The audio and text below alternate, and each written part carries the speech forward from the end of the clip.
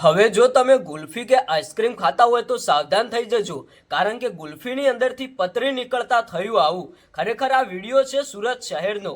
જે ઘટના અત્યારે હાલ સામે આવી છે કે ગુલ્ફી ખાતી વખતે અંદરથી ભાઈ પતરી નીકળી. તમે વિચાર કરો કે અત્યારે હાલ આ ઉનાળાની સિઝનની અંદર ઘણા બધા લોકો ગુલ્ફી અને આઈસ્ક્રીમ ખાતા હોય છે. એમાંથી ભાઈ તમે કોઈ પણ બજારનું વસ્તુ ખાતા હોય તો તમે સાવધાન થઈ જજો. આ વિડીયો ધ્યાનથી સાંભળતા જજો, કારણ કે એક ગુલ્ફીની અંદરથી પતરી નીકળતા શું થયું એ બહુ જાણવા જેવું છે. એટલા માટે જ આ વિડીયો બનાવ્યો છે, બધા લોકોને આ વાતની જાણ થાય. આપણે કહીએ છીએ કે ભાઈ ભૂલ દરેક વ્યક્તિથી થાય, પણ આપણે પણ થોડું ધ્યાન રાખવાની જરૂર છે.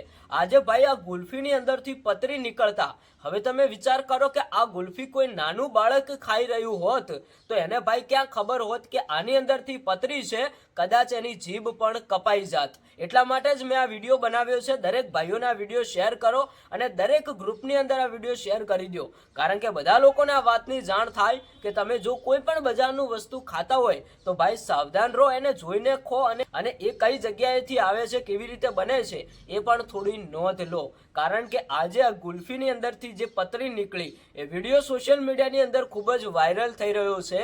આ વિડીયો વાયરલ થતા ઘણા બધા લોકોએ એવું કહ્યું કે શું ખરેખર આવી ભૂલ પણ થઈ શકે છે? હા મિત્રો, ભૂલ દરેક વ્યક્તિથી થાય છે, પણ તમે વિચાર કરો કે આજે આ ગુલ્ફીની અંદરથી પતરી નીકળી. એવી બીજી પણ ઘણી બધી ઘટનાઓ બની છે જેમાં ભાઈ ગુલ્ફીની અંદરથી અનેક નાના મોટી ચીજો નીકળતી હોય છે અને ઘણા બધા લોકોને ઈજાગ્રસ્ત પણ થતી હોય છે.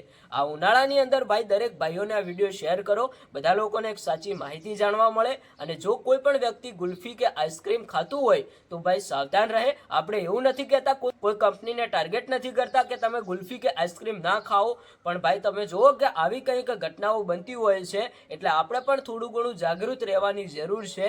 તમારું શું કહેવું થાય છે તમે કોમેન્ટ કરીને જણાવતા જજો.